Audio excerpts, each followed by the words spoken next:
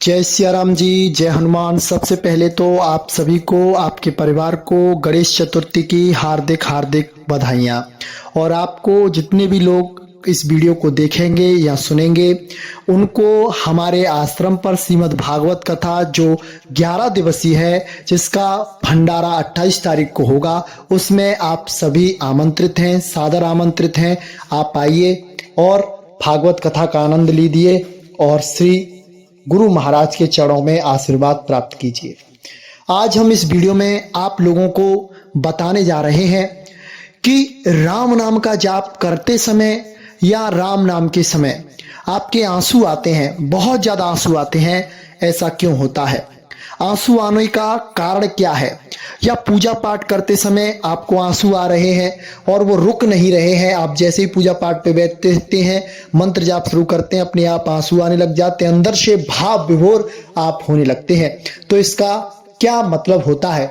हमारी वीडियोस कुछ दिन से नहीं आ रही है क्योंकि भागवत कथा में हम व्यस्त चल रहे हैं। इस वजह से आज हमने समय निकालकर आप लोगों के लिए यह वीडियो बनाई है।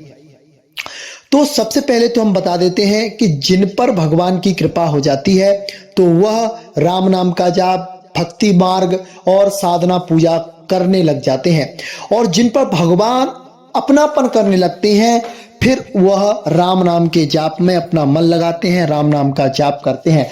जब भगवान उस पर रीझने लगते हैं, तब भगवान उसे आंसुआ देते हैं, उसे रोना देते हैं, उसे सिसकना देते हैं और उसे अपनी योग्यता प्रदान करते हैं। जो आपके आंसू राम नाम के द्वारा निकल रहे हैं, वह आंसू आपके अमूल्य होते हैं, क्योंकि आपके लिए वो आंसू सिर्फ एक पानी का छोटा सा कण है, लेकिन वही आंसू मेरे प्रभु श्री राम जी के लिए अमूल्य निधि है। यानी कि हीरे मोती से भी जिसकी ज्यादा कीमत है, वह कीमत हमारे श्री राम जी के चरणों में आपके जो आंसू गिरे हुए हैं, उनकी राम जी की कृपा से उनके चरणों में उनकी इतनी ज्यादा अहमियत है। राम नाम के जाप में बार बार रोना आता है, पूजा पाठ करते समय रोना आता है, तो यह साफ तौर पर यह इशारा करता है कि आपके इष्ट जो भी हैं वो आप पर रीझ रहे हैं, आप पर कृपा कर रहे हैं और आपके जीवन में कुछ अद्भुत घटित होने वाला है। इससे उन्होंने आपको आंसू दिए हैं। आंसुओं से आपके अंतर मन का जो मल है वह धुल जाता है और भगवान से आपका स्नेह प्यार जागृत हो जाता है। और जिसका भगवान से प्रेम हो जाता है, भगवान से अपनापन हो जाता है, फिर उसके जीवन में जो कुछ भी हो जाए, उसे किसी भी चीज की कोई भी कदर या परवाह नहीं होती, क्योंकि वह बेपरवाह हो जाता है। उसे कदर और परवाह सिर्फ होती है तो प्रभु श्री राम जी के नाम की, प्रभु श्री राम जी के मूर्तियों की, उनकी जो प्रतिमाएं हैं उन पर, और श्री राम जी के जो भी कार्य हैं उनमें उनकी विशेष विशेष प्रीति हो जाती है। और ये दरबार चलाना, भगवान के नाम के जाप के प्रभाव से लोगों का भला करना और दूसरों की बातें बता देना, ये समझ लो सबसे तुच्छ बातें हैं। लेकिन जो भक्त होता है, जो साधना में समर्थ बनकर साधना की चरम सीमा को प्राप्त करना चाहता है, वह इन सारी चीजों से किनारा कर जाता है। और जब उस पर भगवान की कृपा हो जाती है, उसे प्रभु प्रेरणा मिलती है, गुरु कृपा उस पर होती है, गुरु प्रेरणा मिलती है, तब वह इन कार्यों को करता है। क्योंकि सबसे पहले आपको अपने अंदर योग्यता लानी होगी उस चीज को प्राप्त करने की।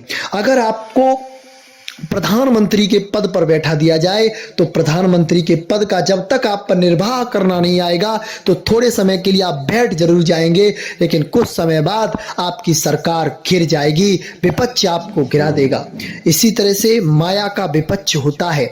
माया का विपक्ष से अगर आप जीत जाते हैं, प्रभु कृपा से, राम जी की कृपा से उस पर विजय प्राप्त कर लेते हैं, तो फिर आपके जीवन में सब कुछ नॉर्मल होता है। और जो भी आप कर रहे होते हैं, चमत्कार करते हैं या किसी के बारे में बता देते हैं, किसी का भला कर देते हैं, तो वो सब आप नहीं कर रहे होते हैं, उस चीज को मेरे प्रभु श्री राम आपके द्वारा करवा रहे होते हैं और वह जन कल्याण की ओर आपको ले जा रहे हैं। वह आपसे इसी लाइन पे ले जाकर आपको अपने चरणों में लेना चाहते हैं। और जब उनको आपको अपने पास बुलाना होगा तो वो इन सारी चीजों से आपको किनारा करवा देंगे, किसी ऐसे संत से आपको मिलवा देंगे, किसी ऐसे भक्त से आपको मिलवा देंगे जिसके संग से, जिसके संभाषण से, जिसके साथ रहने से आपके अंदर दिव्यता, अलौकिकता, प्रभु प्रेम और प्रभु के लिए जो आपका भाव है, जो विकलता है, वह जागृत हो जाती है और आपके आंसू आने लग जाते हैं। तो आंसू आने का महत्व यही होता है कि आपकी जो प्रार्थना है वो भगवान स्वीकार कर रहे हैं और आपको किसी विशेष कार्य के लिए उन्होंने चुन लिया है। तो आप लगे रहिए, राम नाम का जाप करते हैं तो राम नाम का जाप करते रहिए, जो भी साधना कर रहे हैं करते रहिए। प्रभु आप पर बहुत बहुत प्रसन्न है और आप पर विशेष कृपा कर रहे हैं। आज के लिए बस इतना ही। जय श्री राम, जय जय हनुमान।